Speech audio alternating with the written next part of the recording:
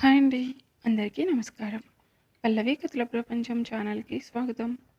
ఈరోజు story 'heart beat the doctors love story' episode 17. ఈ story కనుక మీకు నచ్చినట్లయితే ప్లీజ్ లైక్ చేయండి, షేర్ చేయండి, తప్పకుండా సబ్స్క్రైబ్ చేసుకోండి. ఎవరైనా మన ఛానల్‌ని ఫస్ట్ టైం చూస్తుంటే కనుక ప్లీజ్ అండి దయచేసి సబ్స్క్రైబ్ చేసుకొని చూడండి. హైప్ పాయింట్స్ ఉంటే హైప్ కూడా ఇవ్వండి. ఇక ఆలస్యం చేయకుండా స్టోరీలోనికి వెళ్ళిపోదాం. నాకెందుకో వాళ్ళిద్దరిని చూస్తుంటే అనుమానంగా ఉంది. ఆ మేఘనాని ఇంటికి రాకుండా, అలాగే హాస్పిటల్‌లో కూడా ఉండకుండా చేయాలి. నువ్వేం చేస్తావో నాకు తెలీదు. 2 రోజుల్లో అది హాస్పిటల్ నుండి శాశ్వతంగా బయటకు వెళ్ళిపోయిందని వార్త నేను వినాలి అని గంభీరంగా అంటుంది. శారద గారు, నువ్వేం టెన్షన్ పడకు నందిని. దాని సంగతి నేను చూసుకుంటాను. నువ్వు ఇవన్నీ మనసులో పెట్టుకొని బాధపడడం మానేసి వరుణ్ణి మార్చడానికి ఏదైనా దారి దొరుకుతుందేమో ఆలోచించు అని అంటారు.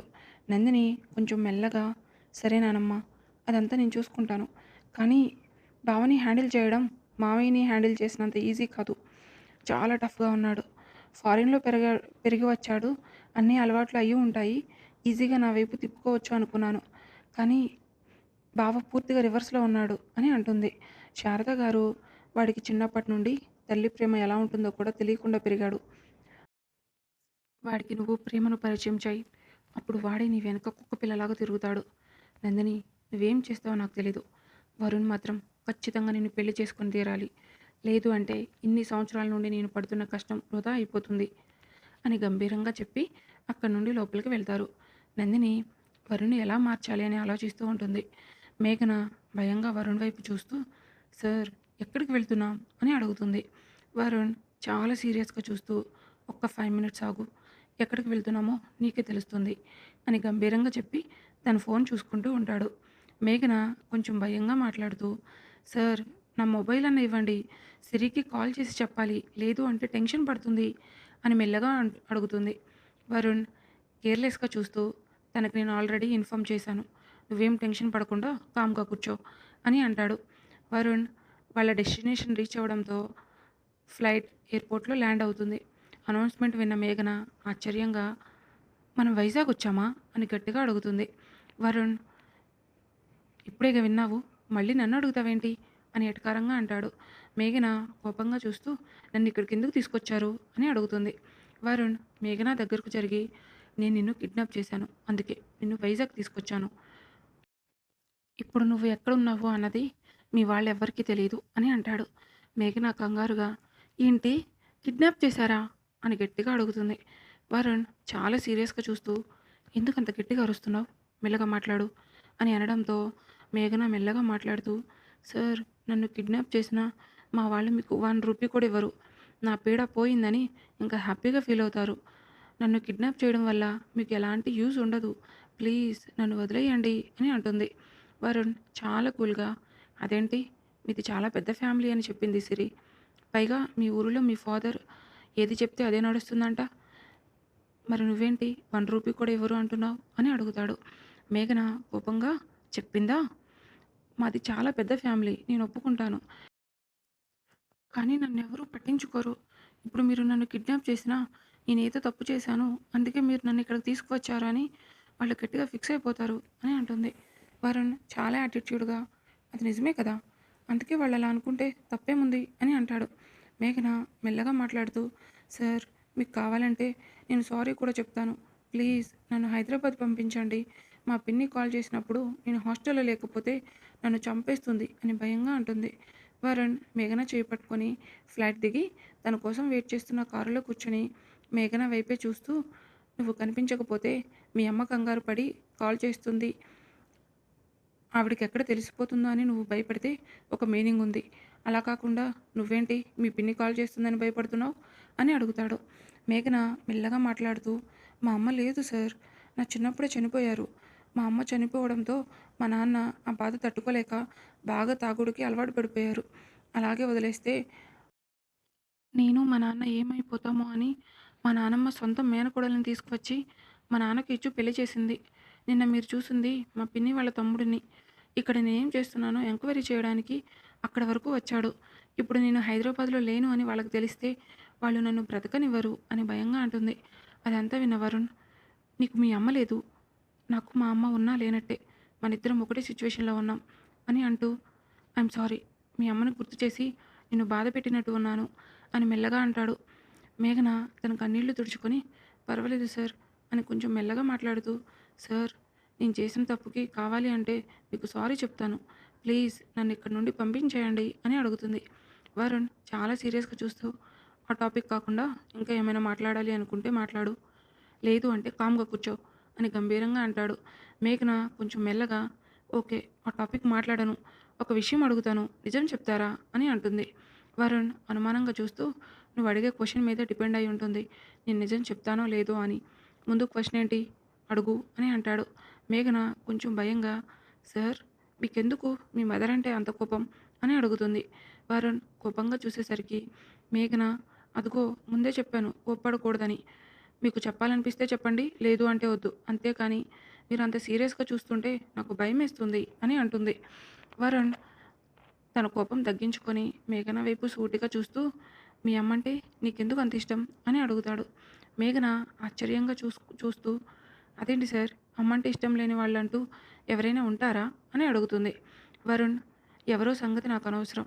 నీకు మీ అమ్మంటే ఎందుకు ఇష్టం?" అని అడిగేసరికి మేఘన కొంచెం మెల్లగా మాట్లాడుతూ, "మా అమ్మంటే నాకు చాలా ఇష్టం సార్. మా అమ్మ నాతో కలిసి ఉంది 3 ఇయర్స్ మాత్రమే. ఈ 3 ఇయర్స్ నేనే తన ప్రపంచంగా బతికింది. నాకు బాగా గుర్తుంది సార్. అమ్మ, నేను బయటికి వెళ్ళి వస్తున్నాము. ఎందుకు వెళ్ళామో, ఎక్కడికి వెళ్ళామో నాకు క్లియర్‌గా తెలీదు. నాకు సరిగ్గా ఏది గుర్తుకు లేదు. ఎవరో రౌడీలు మా వెనక పడుతుంటే అమ్మ నన్ను కాపాడడం కోసం వాళ్ళ నుండి నన్ను తప్పించి వాళ్ళ చేతుల్లో చనిపోయింది. వాళ్ళు ఎంత ఇబ్బంది పెట్టినా నేను ఎక్కడున్నానో చెప్పలేదు. దూరం నుండి నేను వాళ్ళని చూస్తూనే ఉన్నాను. నా కళ్ళ ముందే మా అమ్మ ప్రాణం పోయింది" అని ఇంకేమీ మాట్లాడలేక మౌనంగా ఏడుస్తూ ఉంటుంది. వరుణ్ మేఘన భుజం మీద చేయి వేసి తన గుండెల్లో దాచుకొని తన వీపు నిమురుతూ, "కామ్ డౌన్ మేఘన. నువ్వు చాలా స్ట్రాంగ్. అందుకే నీ కళ్ళ ముందు అలాంటి ఒక సిట్యుయేషన్ చూసిన తర్వాత కూడా నువ్వు చాలా స్ట్రాంగ్‌గా ఉన్నావు" అని మెల్లగా అంటాడు. మేఘన తన బాధను తట్టుకోలేక వరుణ్ గుండెల్లో తన మొహాన్ని దాచుకొని వరుణ్‌ని గట్టిగా పట్టుకొని ఇన్నేళ్లు తన గుండెల్లో ఉన్న భారం మొత్తం పోయేదాకా ఏడుస్తూ ఉంటుంది. ఇన్నాళ్ళు తను మనస్ఫూర్తిగా ఏడవడానికి కూడా ఒక మనిషి కూడా దొరకలేదు అని అర్థమైన వరుణ్ తన బాధ పూర్తిగా పోయేంత వరకు తన్ని అలాగే వదిలేసి తన వైపు చూస్తూ ఉంటాడు. మేఘన బాగా ఏడవడం వల్ల అలానే వరుణ్ గుండెల మీద నిద్రపోతుంది. వరుణ్ మేఘనని తన షోల్డర్ మీదకి అడ్జస్ట్ చేసుకొని తనకు మెల్లగా చూపుడుతూ, "నీది నాది ఒకటే బాధ మేఘ. నీ కన్న తల్లి నీ కళ్ళ ముందు చనిపోయింది. కానీ నా కన్న తల్లి తన కళ్ళ ముందు నేను ఉన్నా కనీసం ఏనాడు నన్ను కొడుకుగా దగ్గరికి తీసుకొని ప్రేమగా ఒక్కసారి కూడా మాట్లాడలేదు. నేను నీకు ప్రామిస్ చేస్తున్నాను. ఈ రోజు నుండి నీకు దూరమైంది అనుకున్న మీ అమ్మ ప్రేమను నేను నీకు అందిస్తాను. నీకు ఎలాంటి ఇబ్బంది లేకుండా నేను చూసుకుంటాను" అని అంటాడు. మేఘన ఇంకా దగ్గరగా తీసుకుంటూ వరుణ్ కూడా మెల్లగా నిద్రలోకి జారుకుంటాడు.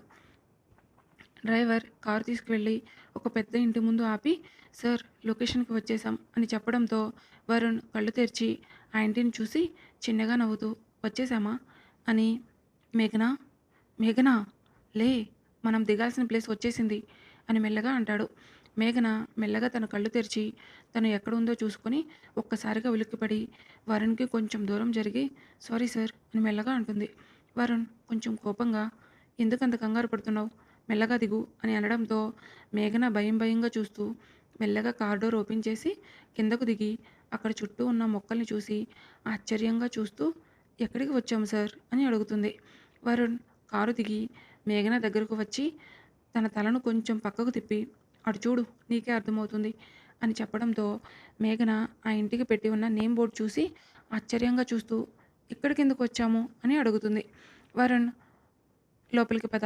ఎందుకు వచ్చామో నీకే అర్థమవుతుంది" అని అనడంతో మేఘన మెల్లగా నడుచుకుంటూ వరుణ్ వెనకే లోపలికి వెళ్తూ ఉంటుంది. వీళ్ళు గుమ్మం దగ్గరికి వెళ్ళేసరికి ఒక అమ్మాయి బయటికి వచ్చి చాలా సీరియస్‌గా చూస్తూ, "మిమ్మల్ని ఎప్పుడు రమ్మన్నాము? మీరెప్పుడొచ్చారు?" అని కోపంగా అడుగుతుంది. వరుణ్ తన చెవులు పట్టుకొని, "సారీ, కొంచెం లేట్ అయింది. ఇంకొకసారి ఇలా రిపీట్ చేయను" అని బ్రతిమలాడుతూ అంటాడు.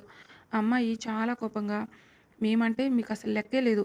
అందుకే వీళ్ళేం చేస్తారులే అన్న ధీమాతో ఇంత లేటుగా వచ్చారు కదా" అని అడుగుతుంది. వరుణ్ ఆ అమ్మాయిని బుజ్జగించడానికి, "నేను టైంకి వచ్చేవాడిని. కానీ ఇదిగో ఈ అమ్మాయి వల్ల లేట్ అయిపోయింది. ఇందులో నా తప్పేమీ లేదు అని అంటాడు. ఆ అమ్మాయి మేఘన వైపు చూస్తూ, ఈ అమ్మాయి ఎవరు? నిన్ను మా వరుణ్ అన్నయ్యతో ఎప్పుడు చూడలేదు అని అడుగుతుంది. మేఘన కొంచెం భయంగా, నేను సార్ వాళ్ళ హాస్పిటల్‌లో జూనియర్ డాక్టర్‌గా వర్క్ చేస్తున్నాను అని మెల్లగా అంటుంది. ఆ అమ్మాయి మేఘన వైపు చూస్తూ, ఓకే. ఫస్ట్ టైం కాబట్టి క్షమించి వదిలేస్తున్నాను. నెక్స్ట్ టైం ఇలాగే రిపీట్ చేస్తే అస్సలు ఊరుకోను. పనిష్మెంట్ తీసుకోవాల్సి ఉంటుంది అని అంటుంది. ఒక పెద్దావిడ వచ్చి ఆ అమ్మాయి చెవి మెలిపెడుతూ, ఏంటి వచ్చిన వాళ్ళని అలాగే గుమ్మం దగ్గర ఆపేశావు? రోజు రోజుకి నీ అల్లరి బాగా పెరిగిపోతుంది అని అంటుంది. వరుణ్ ఆమెకు నమస్కారం చేసి, ఎలా ఉన్నారమ్మా అని ఆప్యాయంగా అడుగుతాడు. అక్కడ ఆవిడ చిన్నగా నవ్వుతూ, చాలా బాగున్నాను వరుణ్ బాబు. మీరుండగా మాకింక ఇబ్బంది ఎందుకు ఉంటుంది? ఇంతకీ ఈ అమ్మాయి ఎవరు అని అడిగేసరికి వరుణ్ మేఘన వైపు చూపిస్తూ, తను నా జూనియర్ డాక్టర్. తన పేరు మేఘన అని చెప్పడంతో మేఘన 2 చేతులు జోడించి, నమస్కారం మేడం అని అంటుంది. ఆవిడ మేఘనాని దగ్గర తీసుకొని, చాలా చక్కగా ఉన్నావమ్మా. మా వరుణ్ నీతో ఫ్రెండ్‌షిప్ చేశాడు అంటే నువ్వు చాలా స్పెషల్ అని అంటారు. వరుణ్ చిన్నగా నవ్వుతూ, ఇంతకీ నా లిటిల్ ప్రిన్సెస్ ఎక్కడా? అని అడుగుతాడు. సరస్వతి అమ్మ చిన్నగా నవ్వుతూ, నువ్వు రాలేదని అలిగి పైన కూర్చుంది. ఎవరు ఎంత చెప్పినా వినడం లేదు.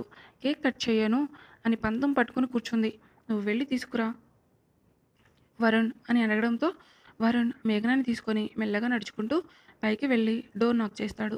లోపల లోపల సైడ్ నుండి డోర్ ఓపెన్‌లోనే ఉంది అని కొంచెం కోపంగా అరిచి చెప్పడంతో వరుణ్ కొంచెం కంగారుగా మేఘన వైపు చూస్తూ, చాలా కోపంగా ఉన్నట్టుంది. నీకు పిల్లల్ని హ్యాండిల్ చేయడం వచ్చా? అని అడుగుతాడు. మేఘన కొంచెం మెల్లగా మాట్లాడుతూ, సార్, స్టమక్‌లో ఉన్న బేబీ ఉంటే ఎలా ట్రీట్ చేయాలో తెలుసు కానీ కోపంగా ఉన్న బేబీని ఎలా కూల్ చేయాలో నాకు తెలీదు అని అంటుంది. వరుణ్ తన తల బాదుకుంటూ మెల్లగా డోర్ ఓపెన్ చేసి లోపలికి వెళ్ళేసరికి ఒక 6 ఇయర్స్ చిన్నపిల్ల బూరి బుగ్గలతో పెద్ద కళ్ళతో 2 పిలకలు వేసుకొని తన బుగ్గ కింద చేతులు పెట్టుకొని కోపంగా వరుణ్ వైపు చూస్తూ ఉంటుంది. వరుణ్ ఆ అమ్మాయి ముందుకు వెళ్ళి, హాయ్ ప్రిన్సెస్, ఎలా ఉన్నావు అని అడుగుతాడు. ఆ అమ్మాయి తన ఫేస్ పక్కకు తిప్పుకొని బొంగమూతి పెట్టుకొని కూర్చుని ఉంటుంది. వరుణ్ తన మోకాళ్ళ మీద కూర్చొని, సారీ ప్రిన్సెస్, ఈరోజు హాస్పిటల్‌లో చాలా ఎమర్జెన్సీ కేసెస్ ఉన్నాయి. అందుకే లేట్ అయిపోయింది. ఇంకెప్పుడు ఇలా లేట్ చేయను. ఈ ఒక్కసారికి క్షమించు ప్లీజ్ అని అడుగుతాడు. మేఘన వరుణ్ అలా బ్రతిమలాడుతూ చూడడంతో ఆశ్చర్యంగా అలానే చూస్తూ ఉంటుంది. దేవుడా! ఈ రౌడీలో ఈ యాంగిల్ కూడా ఉందా? అని ఆశ్చర్యంగా అనుకుంటూ ఉంటుంది. వరుణ్ ఎంత బ్రతిమలాడినా పింకీ వినకపోవడంతో వరుణ్ మేఘ వైపు చూసి ఏదో ఒకటి చెయ్యి అని సైగ చేస్తాడు.